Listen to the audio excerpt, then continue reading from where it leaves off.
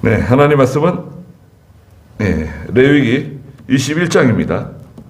레위기 21장.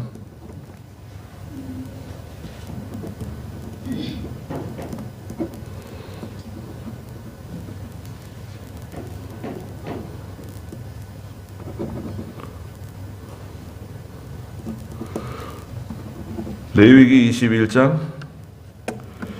1절 말씀부터 말씀을 보도록 하겠습니다. 레위기 21장 1절입니다. 여호와께서 모세에게 말씀하셨다. 너는 아론의 자손 제사장들에게 말하여 그들에게 일러라.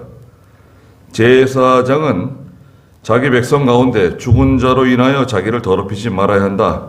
그러나 자기에게 가까운 친족인 자기 어머니나 아버지나 아들이나 딸이나 형제나 남편 없이 자기에게 가까이 있는 처녀 누이가 죽은 경우에는 자기를 더럽힐 수 있다. 제사장은 자기 백성 가운데서 어른이므로 자기를 더럽혀 부정하게 해서는 안 된다. 그들은 자기 머리를 대머리가 되게 하지 말며 자기 옆 수염을 깎지 말고 자기 살을 절대로 베지 말며 그들은 하나님께 거룩하고 그들의 하나님의 이름을 더럽히지 말아야 한다. 그들은 여호와의 화제 곧 그들의 하나님의 음식을 드리는 자들이므로 거룩하여야 한다. 그들은 창기나 부정한 여자나 자기 남편에게서 쫓겨난 여자를 아내로 삼지 말아야 한다. 이는 그가 자기 하나님께 거룩하기 때문이다. 너는 제사장을 거룩하게 여겨야 한다. 이는 그가 내 하나님의 음식을 드리기 때문이다. 그는 내게 거룩하니 이는 너희를 거룩하게 하는 나 여호와가 거룩하기 때문이다. 어떤 제사장의 딸이 창기짓을 하여 자기를 더럽히면 그것은 자기 아버지를 더럽힌 것이므로 그 여자를 불로 태워야 한다. 그랬습니다. 네. 특별히 여기 21장에서는 제사장의 성결에 대해서 언급하셨습니다. 그래서 1절에 있는 것처럼 여호와 하나님께서 모세에게 말씀하셨는데요. 너는 아론의 자손 제사장들에게 말하여 그들에게 일러주라고 말씀하셨습니다. 그러니까 아론의 계통이니까 그죠. 레위 지파 아론의 계통, 제사장들에게 요구되는 성결. 근데 이제 오늘날에는 이제 베드로전서 2장 9절에 있는 것처럼 그걸 만인 제사장설이라 그러는데요. 베드로전서 2장 9절 한번 읽어보세요. 읽어보시겠어요? 그러나 너희는 택하심을 받은 족속이고 왕같은 제사장들이고 거룩한 나라이고 그분의 소유된 백성이니 이는 너희를 어둠에서 그분의 놀라운 빛에 들어가게 하신 분의 덕을 선포하게 하시려는 것이다. 네. 너희는 택하심을 받은 족속이고 택하심을 받은 족속이죠. 왕같은 제사장들. 제사장은 제사장인데 왕같은 제사장입니다. 그 다음 세 번째는 거룩한 나라. 하나님의 거룩한 나라예요. 성도 개개인이 나라예요. 국가예요. 거룩한 국가. 굉장한 거죠. 왜 국가입니까? 왕이잖아요. 왕. 다스리는 권세가 대단해요. 그리고 마지막 네 번째는 하나님의 소유가 된 하나님 백성. 하나님의 백성. 하나님의 소유라는 거죠. 그러니까 택하심 받은 족속이죠. 왕같은 제사장. 하나님 백성은 모두 다 제사장이에요. 제사장이 하는 일이 뭔가요? 백성들의 죄를 가지고 하나님께 나아가서 기도하는 사람이잖아요. 하나님께 나가서 기도하는 사람이 제사장인데, 오늘날 예수 믿는 성도는 누구나 하나님께 나아갈 수 있어요. 직접. 누굴 거치지 않습니다. 그렇잖아요. 누굴 거칠 필요가 있어요? 목사님이 기도해 주시면 좋다. 글쎄요. 목사가 기도해 주면 어느 정도 좋은 점도 있죠. 유익한 점도 있습니다. 그러나 자기가 기도해도 돼요. 자기가 제사장이거든요. 그래서 여기 이제 안수기도라고 하는 게 이제 문제가 되는 거예요. 안수기도. 아니, 하나님의 백성은 다 제사장이에요. 누구에게 무슨 안수를 받고 안수를 받아야 뭐가 해결되는 게 아니라 이거죠. 하나님께 직접 나갈 수 있다고요. 하나님의 택한 백성들은 다 제사장들이에요. 제사장 권한이 있어요. 그러니까 똑같이 오늘 레위기 21장 말씀이 적용이 되는 겁니다. 무슨 말이냐? 성결하라는 거예요. 깨끗하라는 겁니다. 하나님이 제사장이니까 8절에 있잖아요. 너는 제사장을 거룩하게 여겨야 한다. 제사장은 거룩한 사람이라는 거예요. 존귀한 사람이라는 거예요. 그렇잖아요. 그래서 1절 중간에 제사장은 자기의 백성 가운데 죽은 자로 인하여 자기를 더럽히지 말아야 한다. 이게 중요합니다. 죽은 자. 시체죠, 시체. 죽은 자 때문에 더러워져서는 안 된다는 거예요. 조심해야 된다는 거예요. 죽은 자는 이 사람이 죽은 시체, 짐승의 시체, 또 조류, 또 벌레, 심지어는 벌레까지도 시체에 죽은 것을 만지지 말라고 말씀하셨어요. 22장 4절 한번 읽어보시겠어요? 22장 4절. 아론의 자손 중에 누구든지 나병 환자나 유출병자는 그가 정결하게 되기까지는 거룩한 제물을 먹지 못하며 또 사체를 만져 부정한 모든 것을 만진 자나 사정한 자나 사람을 부정하게 하는 모든 벌레나 어떤 부정이든 자기를 더럽히는 사람을 만지는 자. 네. 이 보면 이제 나병 환자, 유출병자 나오는데 그 뒤에 보니까 사체, 시체를 만져 부정한 모든 것을 만진 자, 또 벌레 죽은 거 이런 거까지 다 포함해서 이 죽은 시체를 만졌거나, 이렇게 손으로 만졌거나, 그게 고의로 맞았던, 어떻게든 접촉하는 거 있죠. 뜻하지 않게 그만 접촉한 거, 그것도 부정하다는 거예요. 왜 그러냐? 이게 이제 문제인데요. 이제 뒤에 가면 이제 민수기 19장 같은 데서는요, 일반 이스라엘 백성들도 이 시체를 만지게 되면 부정하다 그러셨어요. 그래가지고 저녁까지 부정하니까 옷을 빨고 물로 몸을 씻고 정결하게 해야 된다. 거기도 읽어볼까요? 민수기 19장 13절. 일반 백성들조차도 이 시체에 관해서는 하나님께서 깨끗해야 된다는 거예요. 부정하니까. 19장 13절 민수기. 누구든지 죽은 사람의 시체를 만지고도 자신을 정결하게 하지 않는 자는 여호와의 성막을 더럽힌 것이므로 그가 이스라엘에서 끊어질 것이니. 네. 죽은 사람이 시체에 만지게 되면 부정하다는 겁니다. 근데 왜 이 시체를 만지면 부정해진다 그러시는 건가? 이 시체는 영적으로 죄를 상징해요. 죄. 그래서 마태복음 24장 28절에서는 죽음이 있는 곳에는 독수리가 찾아온다고 말씀하셨죠. 죽음, 시체. 마태복음 24장 28절. 시체가 있는 곳, 그곳에 독수리들이 모여들 것이다. 네.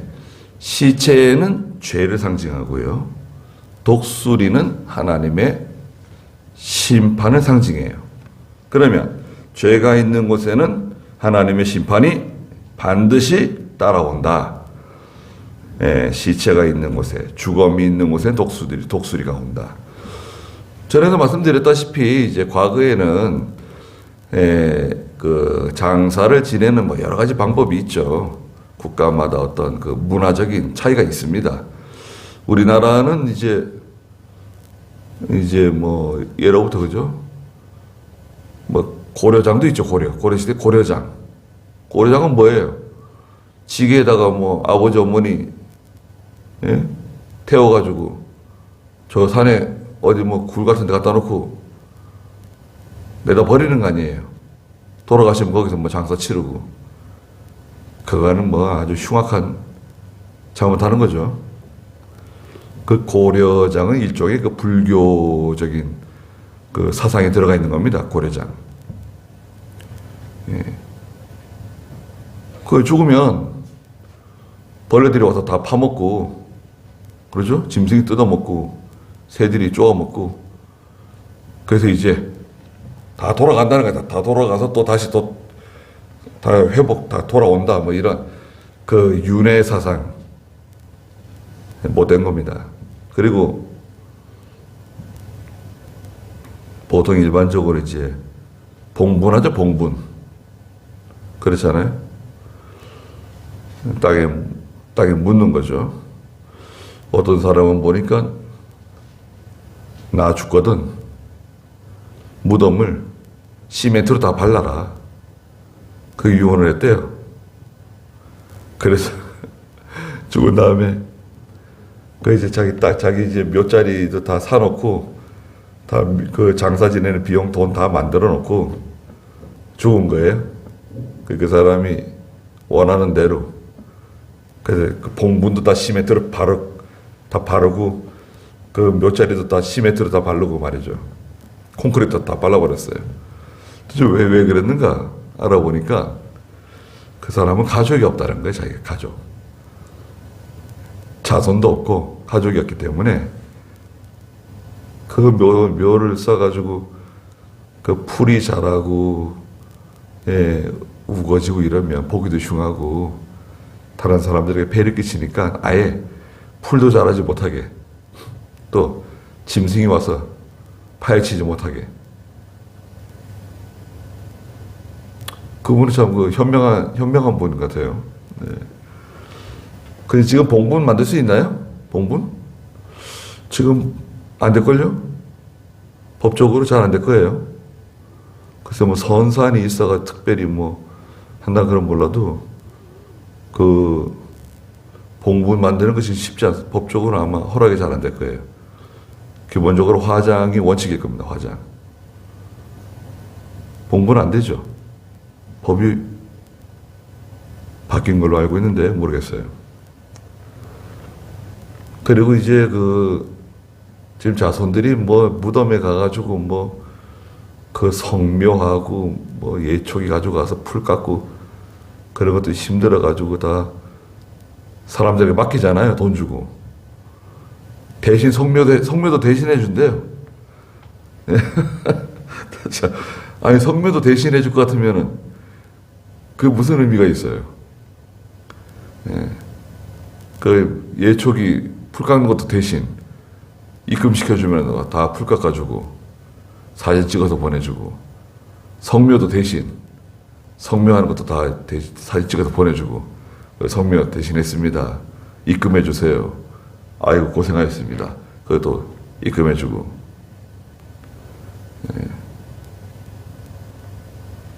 나 그렇고 만지면 안 돼요. 그러니까 봉분 의미가 없습니다. 그래서 예전에 우리 여기 오 집사님, 누구죠? 그 정호 엄마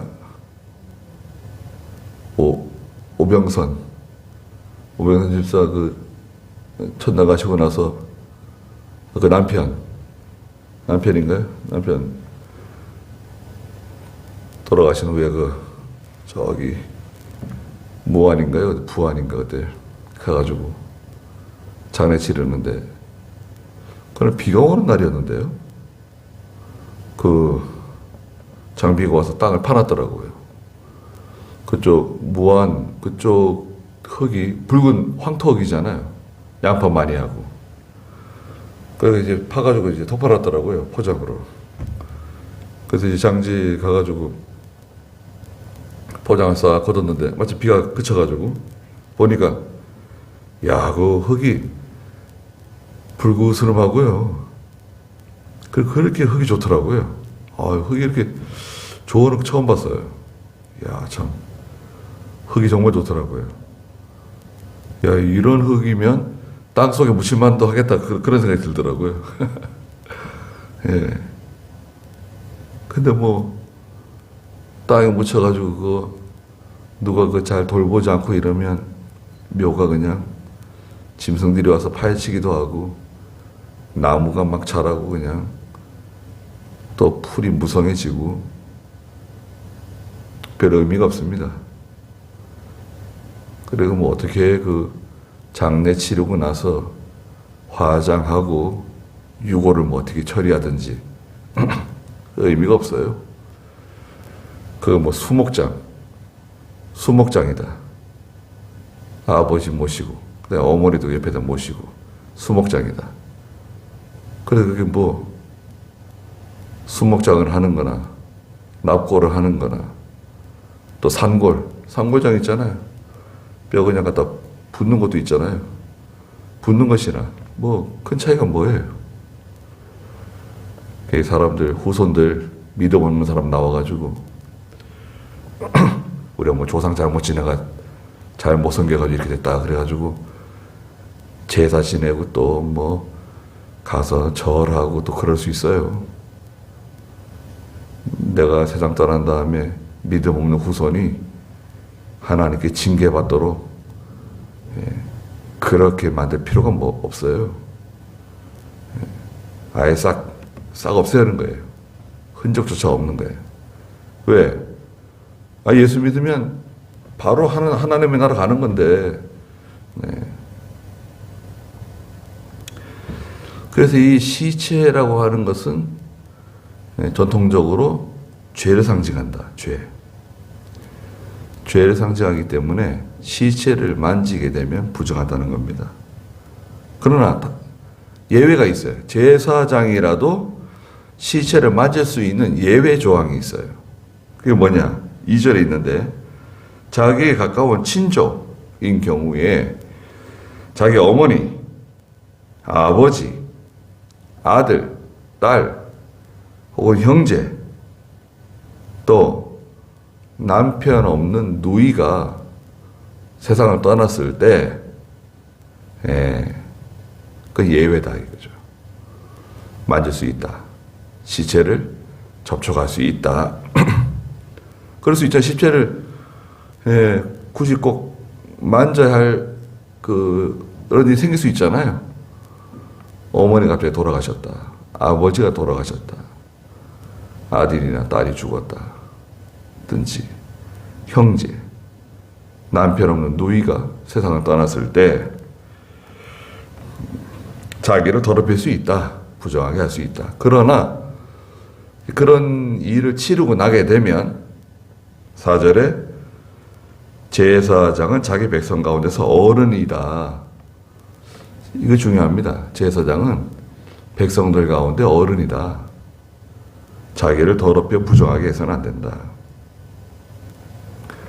자기에 가까운 고륙지친이 세상을 떠났을 때 부정하게 할 수는 있지만,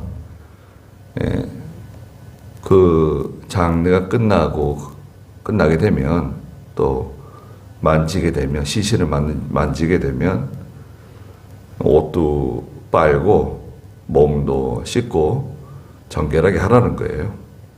그러나 만질 수는 있다. 예외 조항이 있는 거예요. 무조건 만지지 마라. 이건 아니죠. 아버지나 어머니 돌아가셨을 때, 또 자녀가 세상을 떠났을 때, 또 형제나 남편 없는 누이가 세상을 떠났을 때 접촉할 수는 있는데, 씻으라는 거죠. 깨끗하게 씻고, 또 옷도 빨고, 정결하게 하고, 회복하라는 거죠. 그것은 이제 장차 예수 그리스도로 통해서 죄 씻음 받을 것을 상징하는 거죠. 상징적으로 보여주는 거예요. 이스라엘 백성도 마찬가지입니다. 물로 몸을 씻는다고 하는 것은, 옷을 빤다고 하는 것은 장차 메시아 되시는 그리스도 예수님을 통해서 죄 씻음 받을 것을 상징적으로 가르쳐 주시는 거예요. 우리는 어떻습니까? 우리 뭐 오늘 뭐 장례 치르고 나서 뭐 옷을 빨고 뭐 목욕을 꼭 해야 되고 그런 건 아니죠. 일반적으로는 그렇게 하지만 그게 뭐 정결 의식 때문에 하는 건 아니죠. 그건 이제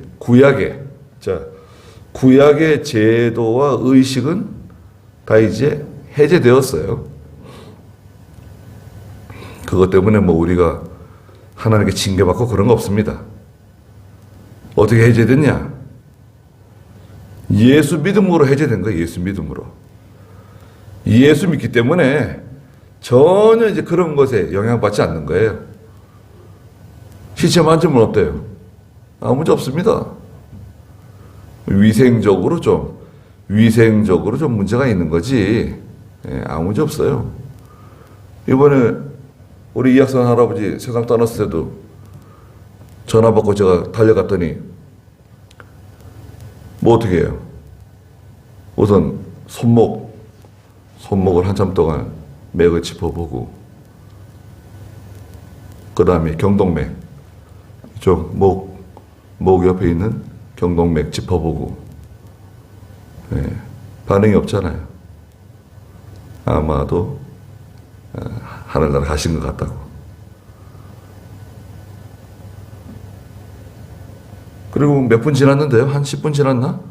벌써 이 발끝이나 손끝에부터 이제 차가워지는 거예요. 이제 혈액순환이 안 되니까 심장이 멎었잖아요. 얼굴이라든지 이렇게 이쪽 체온은 좀 남아있는데 벌써 손끝, 발끝부터 서서히 차가워지는 거예요. 차가워지는 그 차가운 것은 보통 이렇게 느끼는 차가움이 아니라, 그 시체가 갖고 있는 독특한 차가운 거죠. 얼음장처럼 이제 차가워지는 거죠. 그는 뭐 이제 끝난 거예요. 그렇잖아요. 그 뭐 다시 깨어날 수 있나요? 뭐 깨어나요? 깨어나면은 뭐 다시 다시 계속 살 수 있는 건가요? 혹시 뭐 잠깐 죽었다가 깨어나시는 분들이 있는데 그걸 뭐 기절이라고 할 수도 있고 또 하루 이틀 지난 다음에 깨어나는 사람도 있대요. 그렇지만 그렇게 해도 결국 죽게 돼요. 세상 떠나게 됩니다. 죽는 거예요.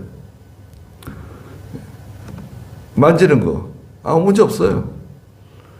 뭐 염 다 하잖아요. 염 하시는 분들 요즘에는 뭐 비늘 장갑 끼고 뭐 이렇게 하지만 과거에 뭐 염 하시는 분들 뭐 비늘 장갑 끼고 염했나요? 다 뭐 그대로 다 시체 만지고 다 한 거죠. 외국도 마찬가지입니다.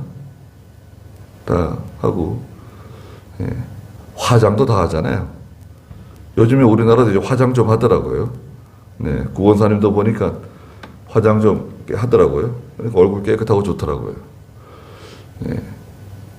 그래서 뭐, 이제는 외국처럼 될 거예요. 굳이 시신에다가 야, 나는 가만히 좀 앉아있어 봐봐. 움직이지 말고. 저쪽으로 가세요. 시신에다가 배옷 뭐 굳이 막 입혀가지고 꽁꽁 묶고 그럴 필요 없잖아요. 편안하게. 관을 좀 크게 만들든지 해가지고.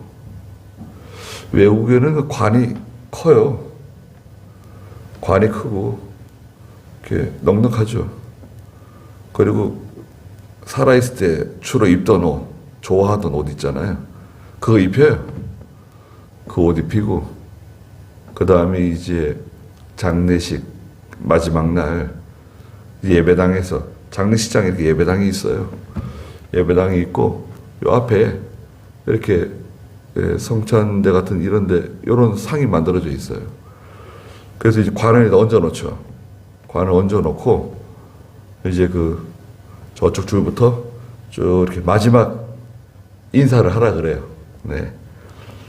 그런데 그 이제 꺼내 오기 전에 이제 그 냉장고에 들어 있었잖아요.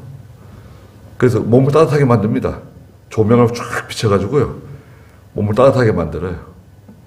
몸이 따뜻하고 부들부들하게, 손도 부들부들하고 얼굴도 부들부들하게 만들고 그냥 화장을 싹 합니다. 예전에 사진 있잖아요. 예전에 사진 갖다 주면 미용사가 이제 머리도 다 만져주고 화장도 다 똑같이 살아있을 때와 똑같이 잠자는 것처럼. 예. 그래가지고 유가족들이 와가지고 이렇게 손을 이렇게 만지면요. 손 만져도 된다 그럽니다. 예. 손 만져도 된다고 이렇게 얘기해줘요. 이게 손에 이렇게 올라와 있는데 손을 이렇게 만져봤더니요. 손이 따뜻하더라고요. 아니, 왜 손이 왜 따뜻합니까? 이제 물어봤더니, 이제 저 뒤에서 다 이제 그 가열을 해가지고, 예, 온도를 높여가지고 이렇게, 예, 얼굴도 따뜻하고, 손도 따뜻하고, 정말 자는 것처럼 이렇게 딱, 예, 만들어 놓습니다. 그 이제 마지막 그 인사를 하게 만들죠. 우리나라도 이제 그렇게 될 것 같아요. 지금 하는 거 보니까 추세가. 예. 그게 좋은 것 같아요. 예. 그리고 끝나는 거예요. 다 잊혀지는 겁니다. 근데 이제 외국 같은 데서는 이제 봉본 안 하죠. 봉본 안 하고, 이제 그 뭐 비석 같은 거 이제 세운다든지, 그 다음에 이제 동판 놓죠. 동판으로 이렇게 딱 놓고. 근데 그것도 의미가 없어요. 제가 잘 아는, 예, 제 사촌은 교통사고로, 예, 음주운전하는 사람이 와서 들이받아가지고 세상 떠났는데, 사촌 형인데, 동판 얹었대요. 못 찾는데요. 너무 많아가지고, 공원인데, 이제, 묘지공원이죠. 못 찾는데요. 가보냐고. 거기 뭐 사러 가보냐고. 그래요. 그 관리인이 이제 늘 이제 잔디 깎고 그렇게 하지만, 가볼 시간도 없고, 가면 뭐 하냐 이거죠.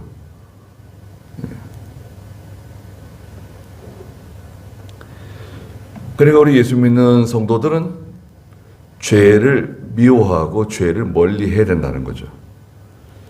죄를 미워하고 죄를 멀리 하라. 그것이 핵심입니다. 그 다음에 5절에 보니까 그들은 자기 머리를 대머리가 되게 하지 말며 그랬습니다. 머리를 빡빡 깎아가지고 대머리, 제사장은 대머리 저기 유전적으로 대머리다. 그건 어쩔 수 없어요. 그러나 일부러, 예, 삭도를 가지고 머리를 미지 말라는 거예요. 자기 수염을 깎지 말고, 이 옆에 수염 깎지 말라는 거예요. 자기 살을 절대로 베지 말며 그랬습니다. 자기 살을 베지 말아라. 예, 자기 몸에 일부러, 예, 자해하지 마. 자해를 왜 하는가요? 자해는 슬플 때 너무 슬퍼서 자기 몸을 자해하는 거 있잖아요. 아들이 죽었다. 자해하고. 자기 목숨을 끊으려고 그러는 게 아니라 너무 비통해서 이 자기 몸에 상처를 내는 거. 하지 말라는 거예요. 또 뒤에 나오지만 문신을 새기는 거. 몸에다가 문신을 새기는 거. 성도에게 허락이 안 되죠. 문신 새기면 안 됩니다. 그런데 이제 중세시대 때는요, 이 천주교 말이죠. 천주교, 교황주의가 나오는 바람에, 결혼을 금지시켰어요. 사제들의 결혼을 금지시켰어요. 사제들은 뭐 지금으로 말하면 목회자라고 할 수 있어요. 그러니까 이 결혼을 못하고, 결혼을 하지 않고, 금욕적인 생활을 하다 보니까, 속에서 막 불이 나잖아요. 그러면 그 수도원이 한창 왕성할 때가 있었어요. 수도원 지하에는 채찍이 있는 거예요, 채찍. 그래서 옷을 벗고 윗옷을 벗든지 전신을 벗든지 그 채찍을 가지고 자기 몸을 때리는 거예요. 자기의 그 자연적인 욕구를 그 절제하는 거예요. 그게 뭐 하는 거예요? 그러니까 그것도 이 성경에 맞는가요? 이건 잘못된 거죠. 아니, 하나님께서 결혼하고 살도록 만들어 놓은 건데, 그렇게 그 잘못된 제도를 만들어 가지고 교황의 그 교권주의,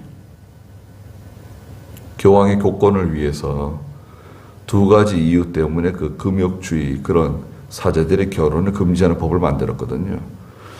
전에도 말씀드린 것처럼 첫째는 교황의 교권을 침해하지 않게 하기 위해서, 두 번째 이유는 사제들이 자기의 재산을 축제하지 못하도록. 왜냐하면 이제 아내가 있고 자녀들이 있으면 재산을 축제하고 물질을 모은다 이거죠.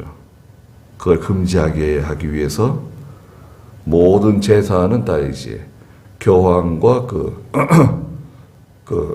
말하자면 총회의 재산으로 다 이제 귀속시키는 거예요. 사제들은 아무런 재산권을 가지지 못했어요. 그렇게 만들기 위해서 금욕주의가 나 들어온 거예요. 그 성경에 근거한 게 아니라 사람들이 제도로 만든 거예요. 이렇게 잘못된 제도. 지금까지 오는 거야. 지금까지 이거 뭐 신부들 뭐 수녀들 그 결혼 못하게 만들어 놓은 거 아니에요. 꽤나 고상한 것 같아도요. 그게 사람들 더럽게 만드는 겁니다. 교회를 더럽히는 거예요. 더럽혀지지 않을 것 같아요? 오히려 말이죠. 그 신부들이 어린아이들, 그 동성, 남자애들 강간하고 말이죠. 그런 일이 너무 비일비재해가지고, 말로 다 형용할 수가 없어요. 그게 뭐 하는 짓이에요?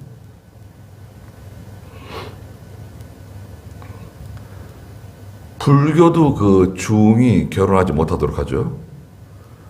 지금은 많이 흐려졌어요. 그래서 중이 자기가 스스로 절에서 나와가지고 자기 절을 만들어요. 자기 절 만들어 놓고 결혼도 하고 고기도 먹고 아이도 놓고 술도 마시고. 그럼 뭐라 그러죠? 그게 파괴승이에요. 파괴승 많습니다.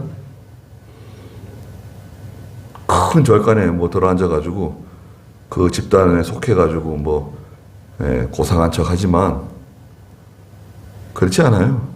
다 한 자리씩 하려고 그러고, 거기도 권력, 금욕, 뭐 다 자기 것을 만들기 위해서 싸우잖아요. 얼마나 더러운지 말로 할 수가 없어요. 그러니까 하나님이 내신 거 그 어기면 안 된다 이거예요. 그러나 여기 보면요, 6절에 그들이 하나님께 거룩하고 그들이 하나님의 이름을 더럽히지 말아야 한다. 그들은 여호와의 화제 곧 그들의 하나님의 음식을 드리는 자들이므로 거룩하여야 한다. 지금으로 말하면 하나님께 예배를 집도하는, 하나님께 예배 드리는, 그러니까 백성들의 재물을 가져다가 하나님께 제사 드리는 그런 거룩한 직무를 하기 때문에 더러워져서는 안 된다는 겁니다. 7절에 그들은 창기나 부정한 여자나 자기 남편에게서 쫓겨난 여자를 아내로 삼지 말아야 한다. 이는 그가 자기 하나님께 거룩하기 때문이다.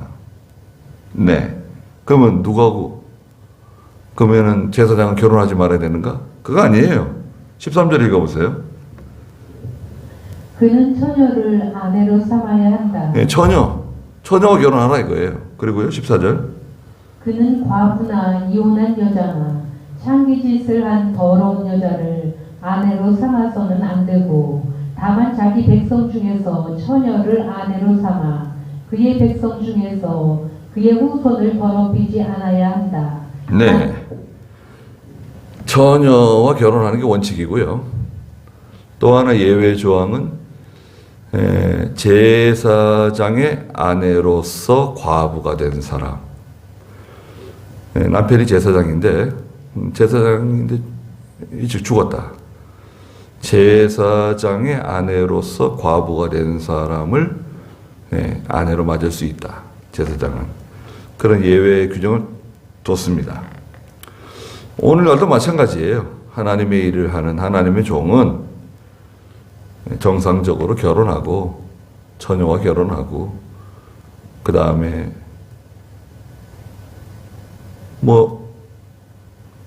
사모가 세상을 일찍 떠나가지고 재혼할 수 있죠. 재혼할 수 있는데 재혼하는 그 대상자도 처녀와 결혼하고 또 가능하면 또 그 남편이 목회자였는데 일찍 세상을 떠난 과부된 사모 결혼할 수 있어요. 또 이혼녀하고 결혼하는 사람도 있어요. 목사인데요. 이혼녀하고 결혼해. 또 그 이혼녀가 애가 몇이 있는데도 결혼해. 그건 어떻습니까? 아유, 우리 목사님은 참 마음이 넓으신 분이셔. 그 이혼녀하고 결혼하고 그 이혼녀가 또 애도 여럿이 있는데 또 그걸 또 아내로 받아줘가지고 아이 안 낳기로 했대. 그럼 어떤가요? 글쎄. 그래도 잘 지내요.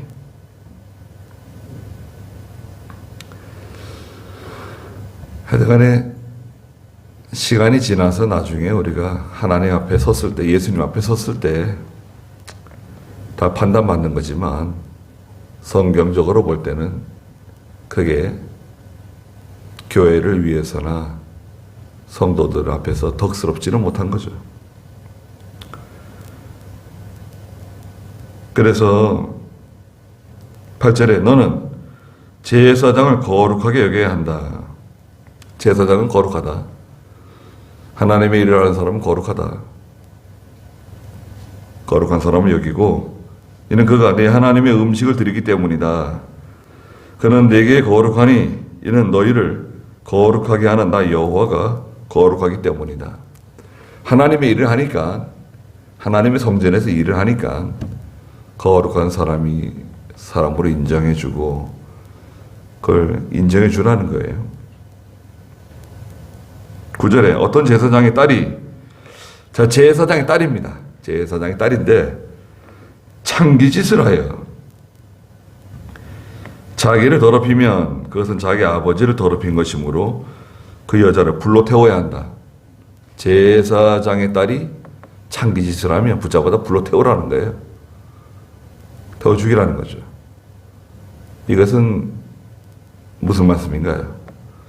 가정의 성결, 예수 믿는 성도, 또 제사장, 하나님의 일을 하는 그 목회자의 가정이 성결해야 된다. 깨끗해야 된다.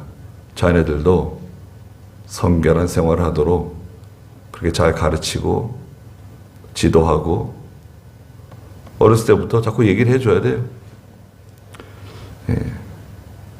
그리고 시대가 지금 결혼이 다 늦어지고 그러잖아요. 그럼에도 불구하고요. 또 일찍 결혼하는 사람들이 많이 있습니다. 애를 많이 안 낳는다 그래도 또 애를 또 여러 낳는 사람들 많이 있어요. 특히 우리 예수 믿는 사람들.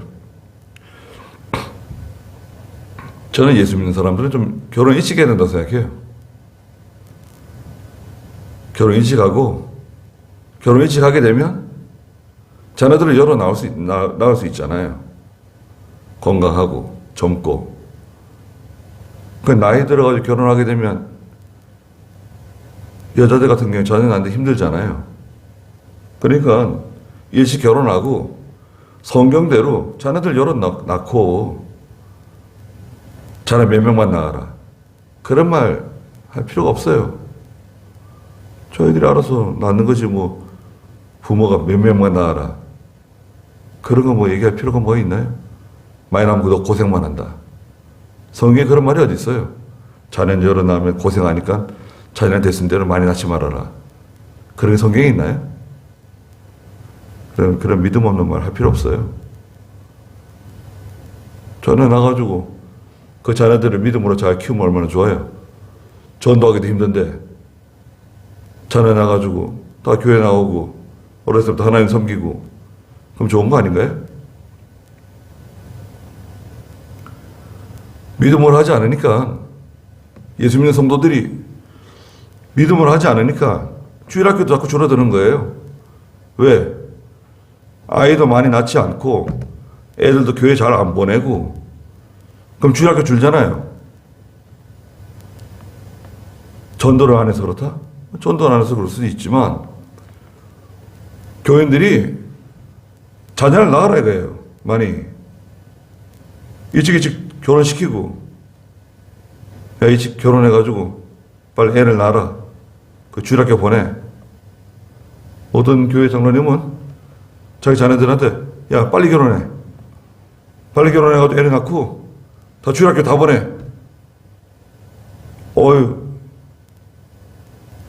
그래 주일학교도 지금 전도하게 됐는데 주일학교 그렇게 해야지. 늦게 결혼해가지고 애도 안 낳고 그러면 안 된다.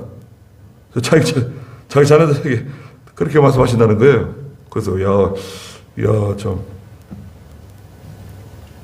그거는 성경을 분명히 바로 알고 계시는 거죠. 참 귀한 장로님이세요. 제사장의 딸이라든지 제사장의 아들이든지 또 오늘날 성도들의 가정이 하나님 앞에 성결해야 된다. 성결하고 깨끗하고 이성적인 면에 깨끗하고 그리고 이게 결혼이 늦어지면 늦어질수록 죄지어요. 죄 지을 우려가 많아요. 단정적으로 뭐 죄를 짓는다고 할 수 없지만 특히 결혼하기로 한 사람이 있다. 빨리 결혼하라 이거잖아. 자꾸 차일피일 미루고 이런 거는 그거는 합당하지 않아요. 결혼하기로 했는데 3년 뒤에 결혼하자. 5년 뒤에 결혼하자. 그렇게 그럴 바에는 그 취소하라 이거예요. 그거 결혼하기로 한 거. 왜? 그 깨질 가능성이 높아요. 여자가 깨기보다는 남자가 깨기가 쉬워요. 그럼 여자는 뭐가 되는 거예요?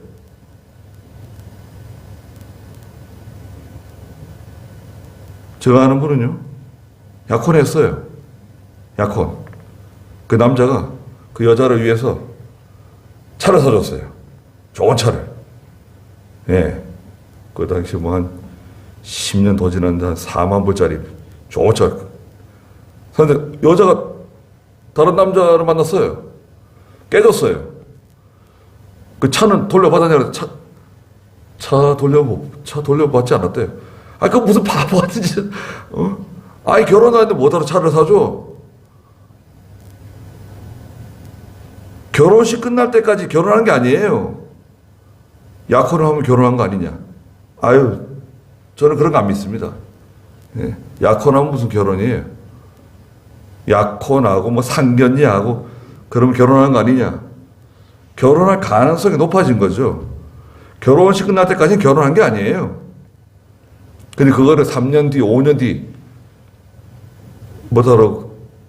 그거는 무효. 없는 걸로 하네, 없는 거. 차라리 그러면 결혼 얘기 같은 거 하지 말고, 예, 만나지도 말고, 3년 뒤에 만나가지고 결혼하든지, 5년 뒤에 만나서 결혼하든지 그렇게 하고, 만나지도 마라, 아예. 못하러 만나요. 돈 쓰죠, 시간 쓰죠, 마음 쓰고, 잘못하면 죄 짓고. 생각을 해보세요. 바보가 아니고서 그러지는 못하러 해요. 돈 쓰죠, 시간 쓰죠, 마음 빼앗기고, 그런 짓을 못하러 해요. 똑똑한 사람은 그렇게 안 합니다. 이병경 목사님도 마찬가지고, 김여보 목사님도 마찬가지예요. 결혼하기로 했으면 빨리 결혼하라 이거예요. 뭐, 1월에서 6월 사이에 결혼하기로 했다. 그러면 하반기에 결혼하는 거예요. 하반기에 결혼하기로 했다. 그럼 그 다음에 상반기까지 결혼하라 이거예요. 빨리 결혼, 빨리. 1년 뒤, 2년 뒤, 3년 뒤 막 이렇게 하지 말고. 어떤 목사님 딸이 결혼하려고 하는데 결혼하기로 했대요. 근데 뭐 내년에 결혼한다고 했다가 공부한대요. 딸이. 대학원도 가고 뭐. 야, 없던 걸로 해라 그랬더니 막 역정을 내더라고. 아니 왜 결혼하기로 했는데 왜 없던 걸로 하냐. 그 깨질 가능성이 너무 높다. 내가 봤을 땐 80% 이상이다. 그 남자가 다른 여자를 만날 가능성이 높다. 그리고 여자가 공부를 많이 하면 할수록 우리 여자분들이 공부 열심히 하는 분들이 있거든요. 공부 좋아하는 사람들이 있어요. 대학 나오고 대학원 나오고 박사도 하고. 박사 끝나면 결혼할 것 같아요? 천만에 왔어요. 유학 갑니다. 유학 갔다 오면 50이에요. 그럼 남자 그때까지 기다려줘. 어떤 바보가 기다리고 있어요? 독수 공방 혼자서 난 당신만 기다립니다. 제가 봤을 때는 그렇게 되면 그 남자가 정신 나간 사람이든지 아니 바보든지 글쎄 그게 정말 사랑인가? 사랑하는 사람 기다려준다? 아니 결혼해가지고 공부를 하든지 결혼해가지고 유학을 가든지 결혼해가지고 박사가 되든지 그렇게 해야 될 거 아니에요. 그 이기적으로 말이죠. 내 공부할 동안 기다려주세요. 그거는 너하고 결혼하기 싫다는 거예요. 제가 봤을 때는. 난 당신하고 결혼하기 싫습니다. 깨놓고 얘기하기 쉽지 않지만 저 공부를 해야 되겠습니다. 기다리려면 기다리시고 말려면 말고 알아서 하라고 통보하는 거예요. 근데 그 목사님은 그렇게 생각하지 않더라고요. 제가 뭐 소금 뿌리는 건지 고춧가루 뿌리는 건지 그거는 안 될 가능성이 많아요. 여러분도 그렇게 생각 안 드세요? 예수 믿는 사람은요, 성경적으로 볼 때 빨리 결혼하는 게 좋고 아예 자녀들 낳고 그렇게 해야지 남자도 건강하고 여자도 건강하고 다른데 신경 안 쓰고 죄 짓지 않고 하나님 섬기는 거예요. 네. 가정이 편안해야 됩니다. 가정이 편안하지 않고 돈은 좀 벌었는데 남자가 혼자 살고 돈은 벌었는데 여자는 혼자 살고 결혼도 못하고 결혼을 안 하는 건지 못하는 건지 뭐 잘 모르겠지만 그게 정상적으로 보기 힘들어요. 하나님 기뻐하지도 않고 적당한 사람이 있으면 결혼하고 예수 믿는 사람 만나서 가정이 성결하고 깨끗해야 돼요. 그렇게 되도록. 그래서 주일학교 아이들이 여럿 있고 말이죠. 그게 돼야 되지 않겠어요? 그게 원리입니다.